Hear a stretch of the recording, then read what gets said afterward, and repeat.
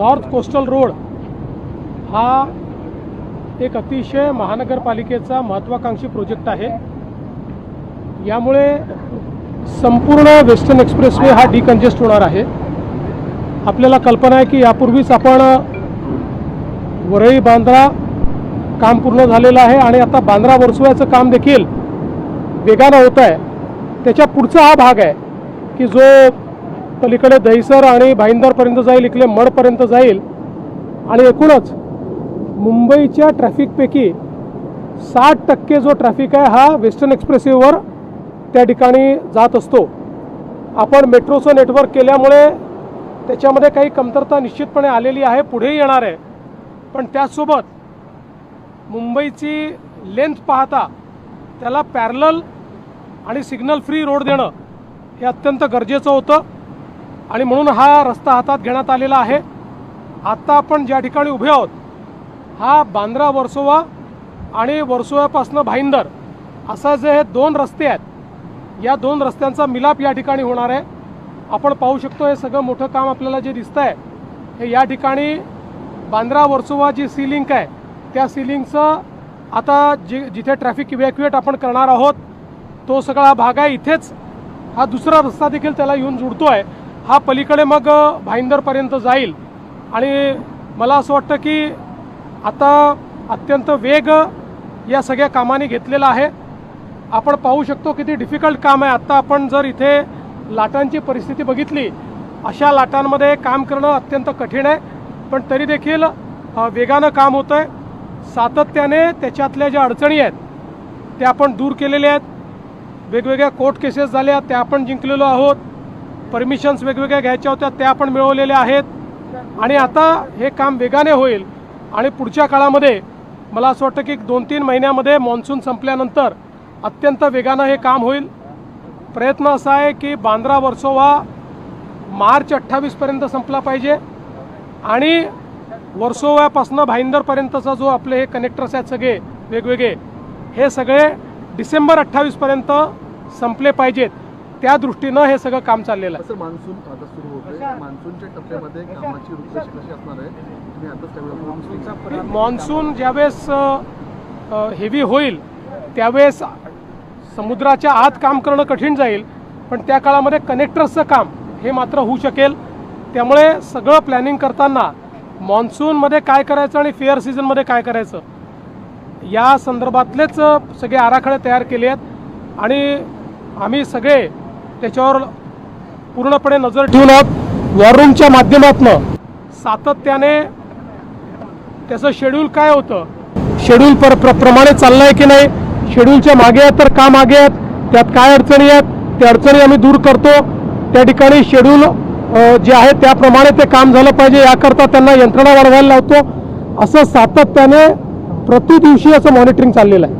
Sir, मोठ्या प्रमाणात कारफुटीची देखील कत्तल झालेली आहे। एक वेगळी चिंता जी आहे ती व्यक्त केली जाते, पण ही नुकसान भरपाई कशी भरली जाणार आहे? पहिल्यांदा तर आपण सगळ्यांनी लक्षात घेतलं पाहिजे, महाराष्ट्र एकमेव राज्य आहे, मुंबई आणि MMR रिजन हे एकमेव रिजन असं आहे देशामध्ये की ज्या ठिकाणी फॉरेस्ट सर्वे ऑफ इंडियामध्ये खारफुटीत वाढ झालेली आहे, मँग्रोव्हमध्ये वाढ झालेली आहे आणि याचं कारण महाराष्ट्र सरकारने सातत्याने मँग्रोव्ह प्लांटेशन हातामध्ये घेतलं, मँग्रोव्ह पार्क तयार केले, मँग्रोव्हचं जतन केलं आणि एवढंच नाही तर ज्यावेळेस अशा प्रकारच्या व्हायटल प्रोजेक्ट्स करता काही प्रमाणात आपल्याला मँग्रोव्ह शिफ्ट करावे लागतात, ते काढावे लागतात, तर त्याच्या बदल्यामध्ये अधिक प्रमाणात मँग्रोव्हचं प्लांटेशन आपण करत असतो।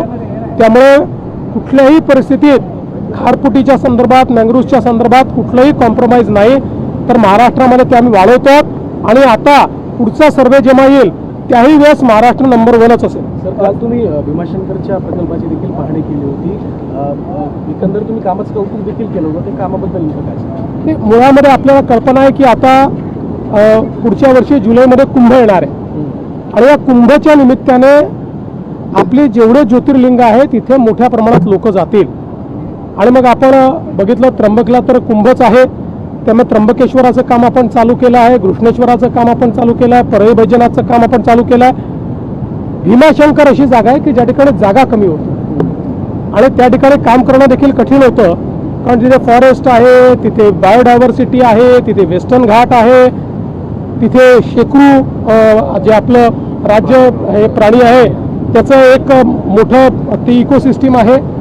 अशा याच्यातही अतिशय चांगल्या पद्धतीनं काम चाललेलं आहे. त्या ठिकाणी विशेषतः मला सांगताना आनंद वाटतो की गावकऱ्यांनी जे समर्थन दिलेलं आहे, 150 घरांचं संपूर्ण गाव जे त्या मंदिराच्या आजूबाजूला आहे ते संपूर्ण गाव शिफ्ट व्हायला तयार झालेलं आहे. आणि जवळपास 1.5 किलोमीटरवर ते पूर्ण गाव हे आम्ही एक आदर्श गाव म्हणून त्या ठिकाणी शिफ्ट करतोय. त्यामुळे देशातलं एक आश्चर्य म्हणून या संपूर्ण देवस्थानाकडे पाहिलं जाईल. आणि याचं काम जे 1.5 वर्षात करायचं होतं, जे प्रॉपर मंदिराचं काम आहे ते काम 6 महिन्यात आपल्या प्रशासनाने पूर्ण केलं.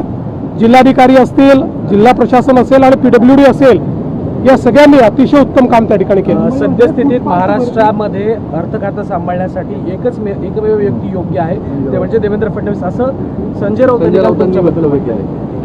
हे लास्ट सर्टिफिकेट आहे ज्याची मला आवश्यकता होती. आता कुठल्या सर्टिफिकेट घ्यायला मला लावताय तुम्ही. त्यामुळे मला असं वाटतं की महाराष्ट्रामध्ये आमच्या महायुतीमध्ये अनेक नेते आहेत जे हा जो काही अर्थ खात्याचा कारभार आहे तो सांभाळू शकतात. सध्या मी तो सांभाळतो आहे, भविष्यात बघूया. सर, दुसरा एक पॉलिटिकल प्रश्न ऑपरेशन टायगर संदर्भामध्ये आणि सर्व खासदारांची बैठक शुभेच्छा दिलेल्या आहेत का? मी निश्चितपणे राज ठाकरे यांना मनापासून शुभेच्छा देतो आणि त्यांच्या जन्मदिवसाच्या निमित्ताने ईश्वर त्यांना आशीर्वाद देव अशा प्रकारची मनोकामना व्यक्त करतो. दुसऱ्या बाजूला राज्यामध्ये शिवसेनेकडनं ऑपरेशन टायगरची सुद्धा चर्चा केली जाते. आता जसं विचारण्यात आलं, आज मातोश्रीवर खासदारांची बैठक सुद्धा बोलवण्यात आली, परंतु माहिती अशी मिळते की काही खासदार अनुपस्थित राहतील. मला त्याची काही कल्पना नाही. कोण येणार आहे, कोण जाणार आहे. आता बैठक झाली की कोण कोण होतंय मला सांगा, कोण नव्हतं ते देखील मला सांगा. म्हणजे मग एकीकडं आपण पाहत असाल तर उबाटाच्या एकीकडे उबाटाच्या ज्या बैठका होतात तिकडे खासदार अनुपस्थित राहतात, दुसरीकडे आपल्या प्रदेशाध्यक्षांचा दौरा सुरू आहे, तिथे शरद पवार गटातले आमदार आपल्याला उपस्थित राहताना पाहायला मिळतात. प्रेम आहे, दुसरं काही नाही आहे. प्रेम आहे, फक्त प्रेम आहे, प्रेम आहे. पट्टे मारण्यात आलेले आहे, त्याच्यामुळे 2 समाजांमध्ये ते निर्माण झालं. पहिल्यांदा तर मला असं वाटतं की कोणीही कुठल्याही समाजाला एकमेकासमोर उभं करणं हे योग्य नाही. समाजात तेढ निर्माण करणं हे देखील योग्य नाही. एखाद्या समाजाची एखादी परंपरा असेल तर ती परंपरा त्यांनी सांभाळली पाहिजे. इतर समाजांनी त्याचा एक प्रकारे मला असं वाटतं की आदर केला पाहिजे आणि इतर समाजाचा आदर देखील ज्यांची परंपरा आहे त्यांनी केला पाहिजे. दोघांनी एकमेकाचा आदर करणं हे मला असं वाटतं की आपल्या संस्कृतीत एकमेकाचा आदर करणं हेच महत्त्वाचं आहे. विनाकारण प्रत्येक गोष्टीला वादामध्ये नेऊन त्याच्यामध्ये राजकारण ओतणं याने कधीच फायदा होत नाही, त्याने मतं देखील मिळत नाही. परंतु या